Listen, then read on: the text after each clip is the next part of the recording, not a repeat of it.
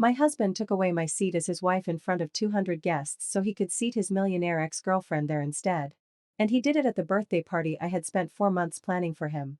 The chair had my name written on a handmade place card, Alicia Santillán. I had made those cards myself at midnight, watching calligraphy tutorials while Ricardo slept beside me with his phone turned face down. The head table sat inside an elegant hotel ballroom on Paseo de la Reforma, surrounded by golden city lights, white roses, and a quartet playing soft boleros. I wore an emerald green dress and my grandmother's pearls. I had saved my bonuses, cancelled a work trip to Merida, and spent entire nights choosing the menu, the music, the cake, the cocktails, and the old family photos. All of it was for Ricardo's 40th birthday. I wanted him to feel loved. I wanted to remind him that even before marriage no longer felt like a honeymoon, I still chose him every single day. Then I walked toward the seat beside him. Ricardo looked up, and for 1 second I saw irritation in his eyes. Not surprise. Not affection. Irritation. He leaned toward me, wearing the expensive cologne I had given him for Christmas, and whispered, "Not here. Sit with the guests." I thought I had heard him wrong. What? But he was no longer looking at me. He was looking over my shoulder. "Valeria, take this seat," he said. "You earned it." I turned around. Valeria Montero stood behind me, tall, blonde, flawless, wearing a champagne-colored dress that shimmered as if she had been born to be seen. She had dated Ricardo in college, and now she was the director of a technology investment fund in Santa Fe. She had a perfect smile and the eyes of a woman who believed she had already won. She did not ask if I was all right. She did not pretend to feel uncomfortable. She simply slid into my chair as if she had rehearsed the move. Whispers rose around the ballroom. "Isn't that his wife? Did he just give her seat to his ex? That is horrible." I looked at Ricardo's family table. His mother, Dona Rebecca, covered her mouth, but her eyes were shining. His father raised his glass toward Valeria, welcoming her like someone coming home. His sister Patricia smiled without shame. They all knew. Everyone knew except me. At the back of the room, my mother had gone pale. My brother Mateo was already standing, his fists clenched. I saw in his face that he wanted to cross the ballroom and break Ricardo's jaw. I held his gaze and barely shook my head. I was not going to give them the show they wanted. Ricardo expected tears. He expected me to scream, to look hysterical, to confirm the story he had probably already told everyone. Alicia works too much. Alicia is cold. Alicia does not understand. Alicia ruins everything. I smoothed my dress, touched my grandmother's pearls, and gave the smallest smile. "Please continue," I said clearly. "Don't let me interrupt." Ricardo's face changed. For the first time that night, he looked unsure. I walked toward the ballroom doors without running. 200 pairs of eyes burned into my back, but I did not lower my head. Once I reached the marble hallway, my hands started shaking. I leaned against the wall and breathed. But I was not a defeated woman. Ricardo did not know it. Valeria did not know it. His family did not know it either.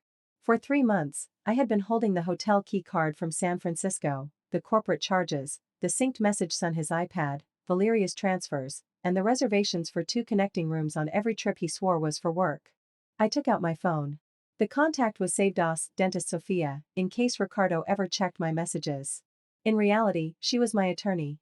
"It's happening," I said when she answered. "Execute Plan A." "Are you sure?" she asked.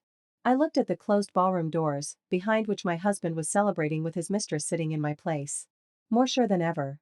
My second call was to Jennifer, the hotel manager and an old friend from college. "Ready?" I asked. "I saw what he did," she said.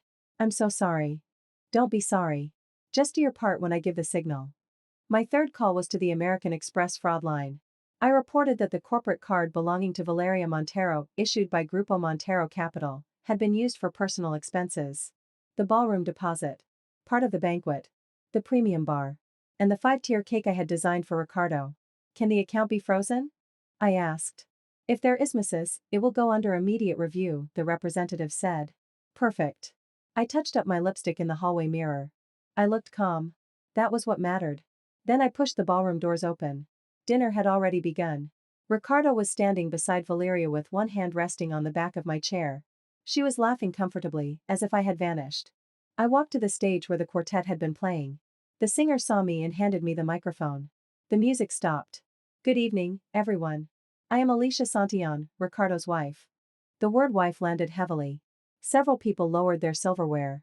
"First, I want to thank you all for coming. This party took me 4 months of work, savings, and love. I chose this ballroom, the menu, the mezcal orange cocktail, the cake, and the photos of Ricardo as a child. All of it was to celebrate the man I thought I knew. Ricardo stood. Alicia, don't do this. Don't hat? I asked. Speak at the party I organized? People began recording. The total cost of tonight was 860,000 pesos. I thought it came from our savings. But I checked the statements. Only 360,000 came from our account. The other 500,000 were transferred by Grupo Montero Capital. Gasps moved through the room. I looked directly at Valeria. Valeria's company. Her face went white. That is a lie. I wish it were, I said. I also have hotel reservations in San Francisco, Miami, and Monterey, always 2 connecting rooms. Always on dates when Ricardo told me he had conferences or motorcycle trips. Ricardo's mother lowered her eyes.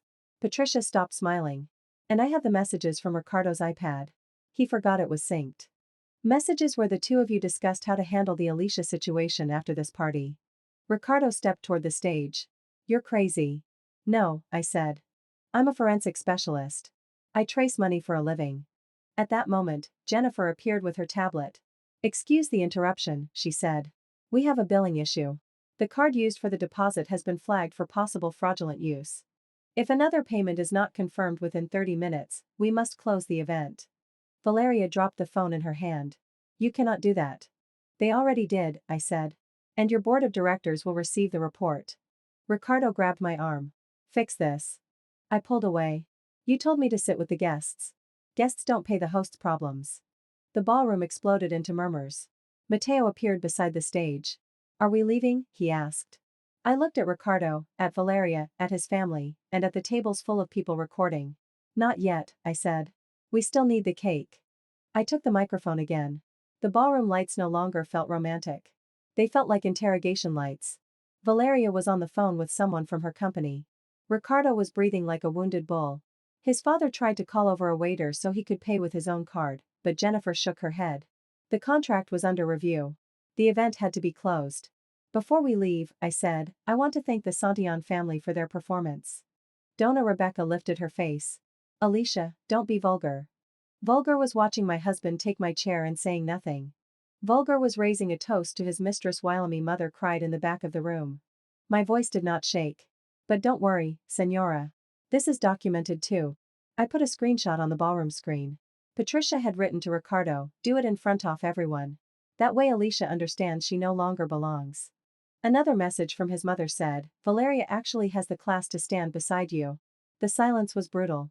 Patricia dropped her glass. That was private. So was my humiliation, I said. But you made it public.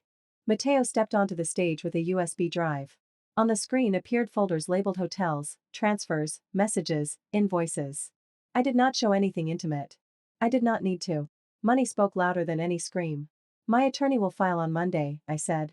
And just to be clear, half the money Valeria deposited into our joint account counts as marital property. Thank you for funding my divorce. Someone laughed at one table. Then another person laughed. Then the murmurs became a wave of raised phones. Ricardo moved toward the microphone. I made mistakes, he said. But Alicia was always cold, controlling, obsessed with work. I looked at him. There it was. His final trick. Turn me into the villain. I was so controlling that I organized this party for you, I said. So cold that I saved for 4 months to celebrate you. So obsessed with work that I found every invoice you used to sleep with someone else. Valeria tried to leave, but 2 partners from her company had just entered the ballroom. I had not called them. The scandal had. One of them looked at her with a calm that was worse than yelling. Valeria, we need to talk. Now. She understood that her problem was no longer a dress or a chair. It was an audit, a board meeting, and a ruined reputation. The party ended with waiters clearing untouched plates and guests carrying slices of cake away in boxes. I stepped down from the stage. Ricardo caught up to me in the lobby. We can fix this, he said. Valeria was a mistake. No, I said. A mistake is forgetting an anniversary. You plan to erase me. I love you. No. You love the life I made easy for you. I slept at my mother's house that night. The next morning, Ricardo called 21 times. I did not answer.